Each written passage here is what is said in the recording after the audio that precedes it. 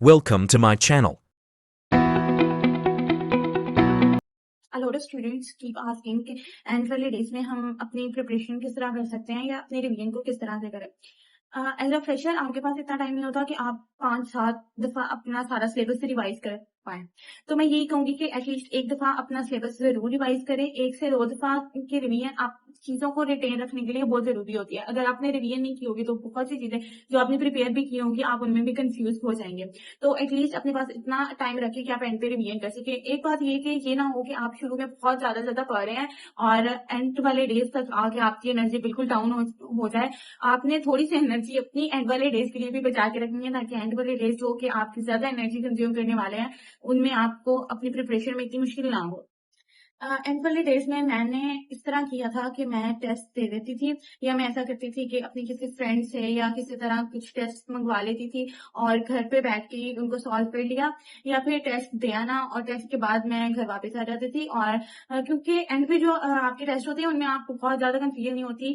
2 से 3 एमसीक्यूज होते हैं जिनमें आपको कंफ्यूजन हो रही होती है या फिर जिनका कॉन्सेप्ट बिल्कुल समझ नहीं आ रहा होता। बाकी वही होते हैं जो चीजें बुक से आपको पता चल जाती है अगर आपको नहीं भी आती थी। तो मैं इस तरह करती थी कि घर आ जाती थी और घर आके अपना एक दफा जो चीजें मुझे लग रहा होता था ये मुझे नहीं आई वो घर आके अपनी बुक से देख लेनी और उसके बाद अपनी फ्रेंड से जिन्होंने डिस्कशन ली होती थी उनसे मैं पूछ लेती थी कि ये वाला एमसीक्यूज किस तरह होता है। इस तरह मुझे लगता था कि मेरा काफी टाइम बच जाता था क्योंकि एंड पे आपको बहुत सारा सिलेबस इकट्ठा करना होता है। फिर आपको रिवीजन के लिए भी टाइम बचाना होता है। एंड वाले 5-6 दिनों में जो आपने रिवीजन करनी होती है उसमें आप ऐसी स्ट्रेटेजी जरूर अपनाएं कि आखिरी दिन अगर आपको एक रिवीजन की लग रहा है कि जरूरत है तो आप उस रिवीजन को भी फटाफट कर सकें सब सब्जेक्ट्स की एक दिन में। इसके लिए मैंने इस तरह किया था कि अपना एक साइड पे मैं तैयारी के वक्त जो 5-6 दिन मैंने तैयारी की थी उसमें मैं अपने साथ रजिस्टर रख लेती थी। जो भी मुझे लगता था कि ज्यादा मुश्किल चीजें हैं जो मुझे बार बार करने से भी अभी तक भूल रही है उन चीजों को मैं नोट डाउन कर रही थी साथ साथ। इसके अलावा जैसे फिजिक्स है उसके कुछ इंपॉर्टेंट फॉर्मूलाज हैं, फिजिक्स की कोई वैल्यूज हैं, केमिस्ट्री में कोई वैल्यूज हैं, ये चीजें मैं उस रजिस्टर पे नोट डाउन करती जा रही थी। फिर एंड वाले दिन क्या हुआ मैंने एक दफा उन चीजों को गो थ्रू कर लिया ताकि मुझे कोई फॉर्मूला वगैरह ऐसा ना हो के भूल जाए। के साथ साथ जो टेस्ट होते हैं उनमें आपको चाहिए कि साथ ही अपने जो इंपॉर्टेंट एमसीक्यूज हैं जो आपको लगता है कि ये काफी टफ है मुझे एट द एंड भूल ना जाए या फिर कुछ दिनों बाद मुझे भूल जाएंगे या आपको इस तरह लगे कि इनमें काफी डिफरेंट कंसेप्ट है जो मैंने कहीं नहीं पढ़ा तो आपको चाहिए कि उनको फौरन से हाईलाइट कर लें और अपना वो उस पेपर के ऊपर भी सॉल्व कर लें और अपने रजिस्टर पे भी फौरी तौर पर लिख लें कि इसमें ये कॉन्सेप्ट यूज हुआ है। और एंड पे आप एक दफा उन पेपर्स को गो थ्रू करें। सारे पेपर्स को देखने की जरूरत नहीं होती। आप फिर एंड पे सिर्फ वो हाईलाइटेड जो आपके एमसीक्यूज होंगे उनको देख के चले जाएं। बच्चे एक बहुत बड़ी गलती ये करते हैं कि कुछ एमसीक्यूज में टेस्ट के दौरान हमारा तुक्का लग जाता है। अब हमें कंफर्म नहीं होता कि हमारा वो कंसेप्ट ठीक है या नहीं। अब बच्चे क्या करते हैं कि उसमें तुक्का लग गया वो आपका ठीक हो गया और उसे जाने दिया कि हाँ भाई हमारा तो तुक्का लग गया।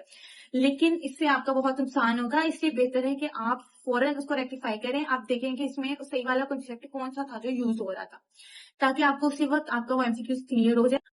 पास्ट पेपर्स आप जरूर देखें। एंड पे तो आप 5-6 साल के पास्ट पेपर्स को एक दफा जरूर करके जाएं क्योंकि एटलीस्ट वो एमसीक्यूज तो आपके गलत ना हो जो पास्ट पेपर्स में आ चुके हैं। एंड पे एक दफा अपना सारा सिलेबस कवर करें। उसके बाद आपने क्या करना है आखिरी 6 दिनों को डिवाइड कर लेना है। हर सब्जेक्ट को एक एक दिन दें या इस तरह करें कि आधी आधी बुक कर लें। एक दिन में 2 सब्जेक्ट्स की हाफ ऑफ बुक कंप्लीट कर ली।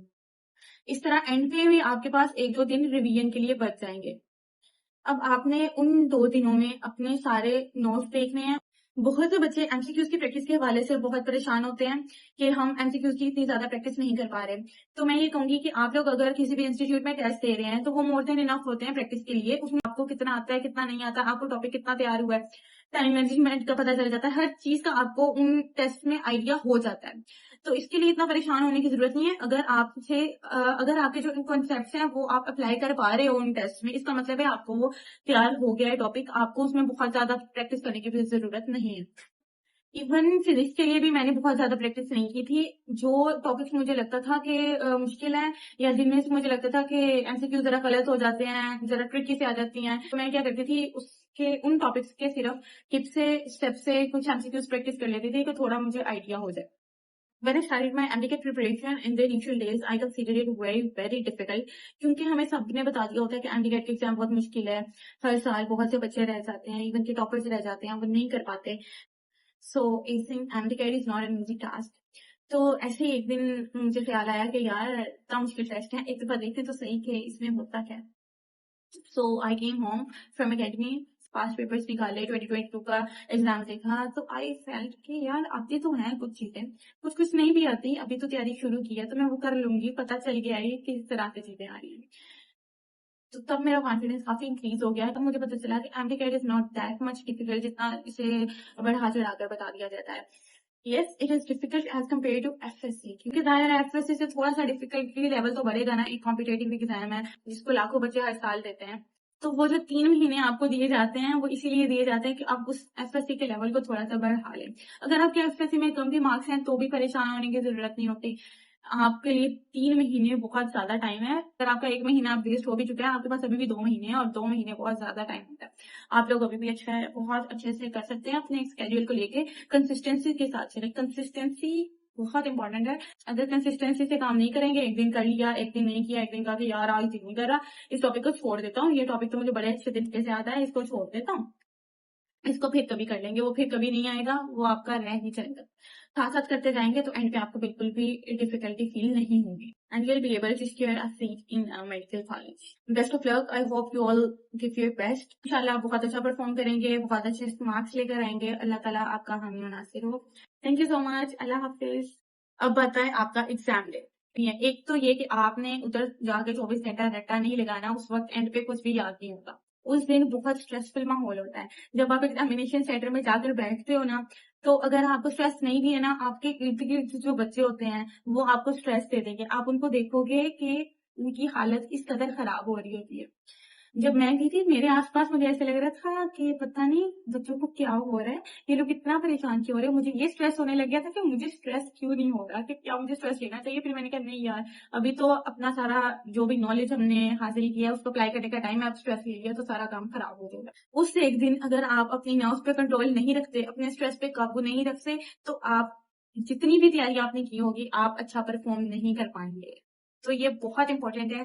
आपने उसको बहुत लाइटली के भी नहीं करना और स्ट्रेस भी नहीं लेना। यार क्या ही हो जाएगा, कुछ नहीं होता। जो पढ़ा है उस पर यकीन रखो, जो रह गया है लाजमी तो नहीं है कि वो चीज आई होगी अंदर, छोड़ दो, कोई मसला नहीं है। एक एमसीक्यूज आ जाएगा, उसमें से 2 आ जाएंगे, कोई बात नहीं। वैसे मैंने बायोलॉजी से ही स्टार्ट लिया था अपने एग्जाम में। मैंने एमडीकेट टेस्ट में जब अच्छा टेस्ट में मैंने बायोलॉजी से ही स्टार्ट किया था, लेकिन जैसे मैं बायोलॉजी के एमसीक्यूज करना शुरू हुई, मुझे हर एमसीक्यूज में कंफ्यूजन हो रही थी। इवन कि तकरीबन आधे बायोलॉजी के एमसीक्यूज मैंने छोड़ दिए कि मुझे हर चीज में कंफ्यूजन हो रही थी। मैंने फिर क्या किया, मैंने खुद को थोड़ा और काम डाउन किया। मैंने कहा यार करते जाओ, जो रह रहा है उसको छोड़ते जाओ, जिसमें कंफ्यूजन हो रही है उसे छोड़ते जाओ। मैंने ऐसे किया। एक तो एमसीक्यूज पढ़ती थी, समझ आती थी तो कर लेती थी, अगर समझ नहीं आती थी तो मैं उससे छोड़ देती थी, या कंफ्यूजन होती थी मैं छोड़ देती थी। आगे बढ़ती जा रही थी। बाकी सब्जेक्ट्स की, फिजिक्स की, केमिस्ट्री की, जो सॉल्व हो रहा है एक दफा करने से कर लो, जो नहीं हो रहा वो मैं छोड़ देती थी। सारा जब मैंने एक दफा टेस्ट कर लिया, जो चीज आती थी वो कर ली, उसके बाद मैंने दोबारा पढ़ना शुरू किया। बायोलॉजी के पहले एमसीक्यू से दोबारा पढ़ना शुरू किया। जैसे जैसे पढ़ती गई और एमसीक्यूज आते गए, जो एक दो दफा दोबारा करने से भी नहीं आ रहा, मैं उसको भी छोड़ती जा रही थी।